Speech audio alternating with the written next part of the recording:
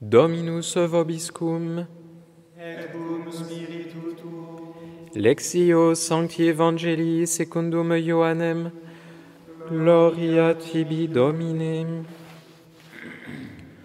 En ce temps-là, les Juifs se querellaient entre eux. Comment celui-là peut-il nous donner sa chair à manger ?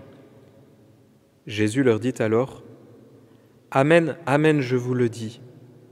Si vous ne mangez pas la chair du Fils de l'homme, et si vous ne buvez pas son sang, vous n'avez pas la vie en vous. Celui qui mange ma chair et boit mon sang a la vie éternelle. Et moi, je le ressusciterai au dernier jour. En effet, ma chair est la vraie nourriture et mon sang est la vraie boisson. Celui qui mange ma chair et boit mon sang demeure en moi, et moi je demeure en lui. De même que le Père qui est vivant m'a envoyé, et que moi je vis par le Père, de même, celui qui me mange, lui aussi vivra par moi. Tel est le pain qui est descendu du ciel. Il n'est pas comme celui que les pères ont mangé. Eux, ils sont morts. Celui qui mange ce pain vivra éternellement.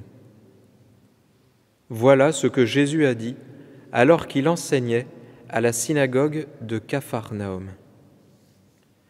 Verbum Domini, laus tibi Christe.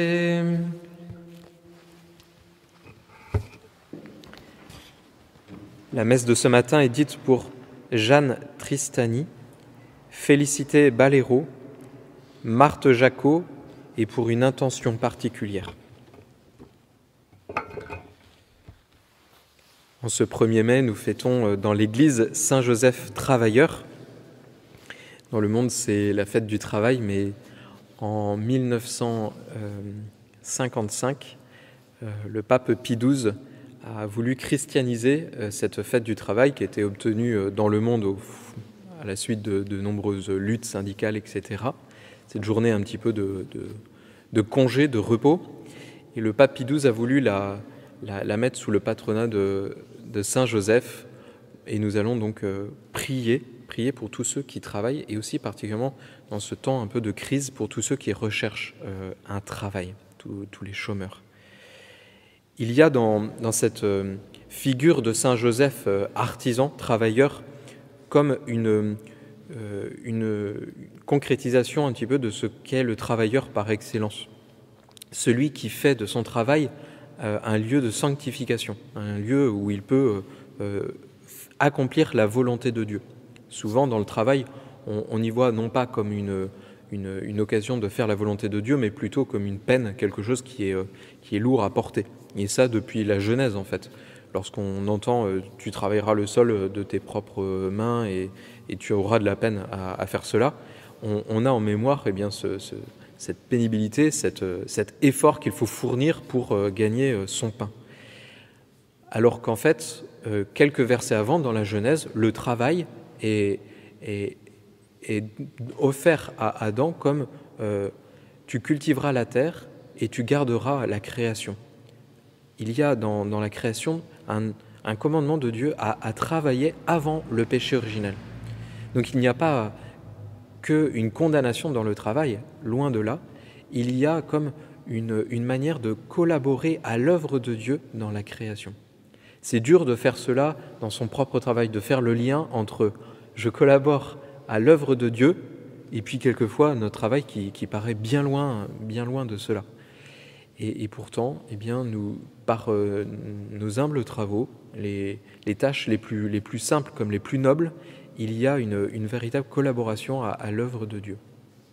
Donc, nous pouvons dans cette messe, dans cette Eucharistie, demander au Seigneur de peut-être nous revoir dans la manière dont je vis mon travail. Est-ce que je l'accomplis comme quelque chose qui est une peine ou au contraire je le fais avec foi, pour collaborer avec le Seigneur, pour faire grandir cette création.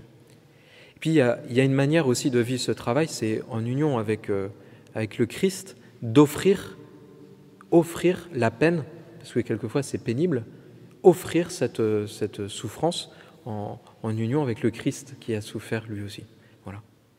Et enfin, la dernière chose peut-être que Saint Joseph nous apprend, c'est de ne pas absolutiser notre travail. On ne peut pas en faire une idole, notre travail. C'est peut-être le lien avec l'évangile d'aujourd'hui qu'on vient d'entendre. Jésus dit ma vraie nourriture, la vraie nourriture, c'est ma chair. La vraie boisson, c'est mon sang. Et donc, nous ne pouvons pas faire de notre travail, qui nous donne du pain à manger, etc., une idole, parce que sinon, ça prendrait la place de Dieu. Si le travail devient une idole, il prend la place de Dieu. Bien, puissions-nous revisiter aujourd'hui peut-être la manière dont nous vivons avec ceux qui travaillent avec nous, dont nous vivons notre travail, et confions au Seigneur et à l'intercession de Saint Joseph, tous ceux qui recherchent un travail. Amen.